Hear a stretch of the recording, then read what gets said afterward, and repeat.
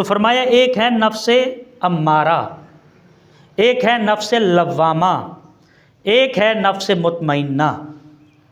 اب نفس امارہ کیا ہے؟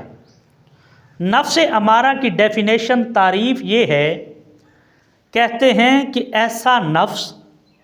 جو ہمیں گناہ کرنے پہ آمادہ کرے، گناہ کرنے پہ آمادہ کرے اور پھر اس پہ ڈٹ جانے پہ آمادہ کرے، تو یہ ہے نفس امارہ۔ ہم دیکھتے ہیں ہم میں سے اکثر لوگ جب کوئی گناہ یا غلطی ہو جاتی ہے تو ہم یہ کہتے ہیں کہ سارا جہان تو کر رہا ہے، اگر میں نے کر دیا تو کیا ہو گیا؟ اس نے بھی تو کی ہے، فلاں نے بھی کی ہے، فلاں نے بھی کی ہے، اگر میرے سے ہو گئی تو کیا ہوا؟ یہ ہے ایک گناہ اور اس کے اوپر ڈٹ جانا۔ فرمایا یہ ہے نفس امارہ۔ ایک ہے کہ گناہ غلطی سرزد ہو جائے اور اس کے بعد اس انسان کو شرمندگی کا احساس ہو، ندامت پیدا ہو جائے، یہ ہے نفس لوامہ، کہ ہم نے گناہ تو کر لیا، اب ہم منہ چھپاتے پھر رہے ہیں،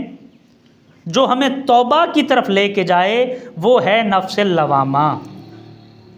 اور ایک اور ہے جسے نفس مطمئنہ کہتے ہیں، وہ ہے کہ جسے راضی بالرضا کہتے ہیں، جس کی اپنی کوئی منشا نہیں ہوتی، وہ ہر کام، اس کا ہر فعل، اس کا ہر قول اس انداز سے ہوتا ہے جو اللہ کے احکام ہیں، جو مصطفیٰ کے احکام ہیں۔ فرمایا جو غلطی کے قریب بھی نہ جائے، تو فرمایا یہ جو نفس مطمئنہ ہے یہ انبیاء کا مقام ہے، یہ انبیاء کا مقام ہے۔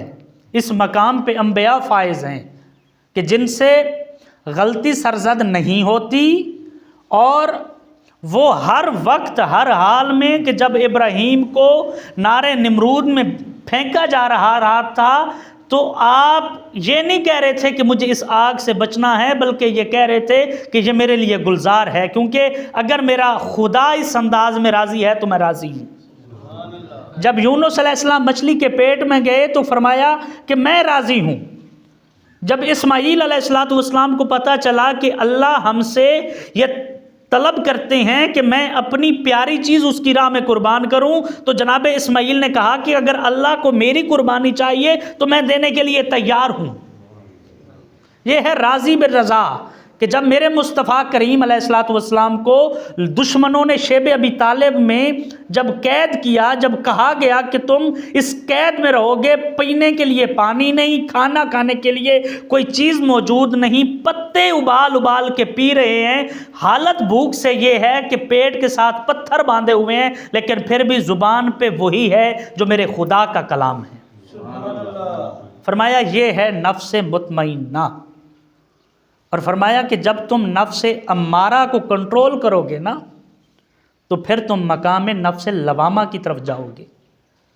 اور جب تم نفس لوامہ کو کنٹرول کرو گے، اس پہ حاکم بنو گے، تو پھر اس کے بعد تم پھر نفس مطمئنہ کی طرف جاؤ گے۔ اور جو نفس مطمئنہ کی طرف جاتے ہیں انہیں اللہ کا قرآن کہتا ہے کہ یا ایتھا النفس المطمئنہ ارجعی الی ربک راضیۃ مرضیہ فادخلی فی عبادی وادخلی جنتی۔ ایک اور مقام پہ قرآن کریم کے اندر ارشاد ہوتا ہے کہ قد افلح من تزکا وذکر اسم ربہ فصلی۔ بے شک کامیاب ہیں وہ لوگ جنہوں نے اپنے نفس پہ کنٹرول کیا، اور گھاٹے میں ہیں وہ لوگ جو اس کے تابع ہو گئے۔ گھاٹے میں ہیں جو اس کے تابع ہو گئے۔ اب نفس امارہ کی علماء نے کچھ شکلیں بیان کی ہیں، کچھ اس کی صفات ہیں۔ اگر ہم دیکھنا یہ چاہیں کہ ہمیں کیسے پتہ چلے گا کہ ہم کس کیٹیگری میں ہیں، تو فرمایا کہ نفس امارہ کی جو بنیادی چیزیں ہیں نا، ان میں ایک چیز ہے کہ جو بخیل ہوگا وہ نفس امارہ میں شامل ہوتا ہے۔ جو نفس امارہ کی صفات ہیں ان میں سے ایک ہے کہ بخیل ہونا، ایک ہے کنجوس ہونا، ایک ہے بیوقوف ہونا، ایک ہے حریص ہونا، ایک ہے لالچی ہونا، یہ ساری ایک ہی زمرے میں آتی ہیں۔ اور پھر اس کی ایک اور شکلیں بھی علماء نے بیان فرمائی ہیں، فرمایا کہ وہ لوگ جنہیں خواب میں کتا نظر آتا ہے یہ بھی نفس امارہ کی نشانی ہے، جنہیں خواب میں سانپ نظر آتے ہیں یہ بھی نفس امارہ کی نشانی ہے، جنہیں خواب میں ہاتھی نظر آتے ہیں یہ بھی نفس امارہ کی نشانی ہے،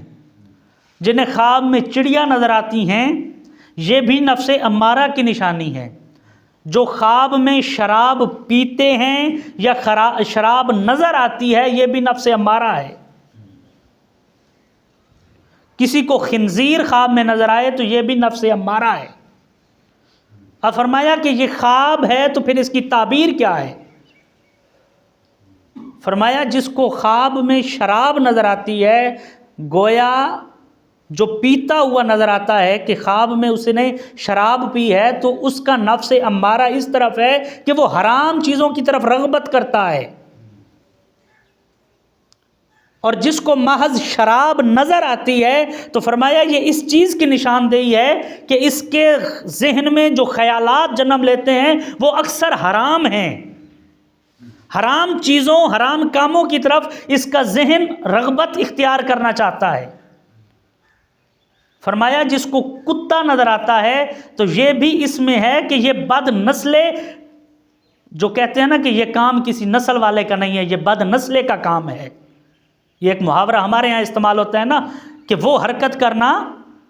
جو غیر معیاری ہو، جو کسی کھاتے کی نہ ہو، گھٹیا سے گھٹیا حرکت کرنا، ذلیل سے ذلیل حرکت کرنا۔ فرمایا کہ اس کا نفس اس کو ذلیل حرکتوں کی طرف راغب کرتا ہے، تو فرمایا کہ یہ ہے نفس امارہ، اور اللہ نے فرمایا جو نفس امارہ والے ہیں یہ گھاٹے والے ہیں، یہ گھاٹے والے ہیں۔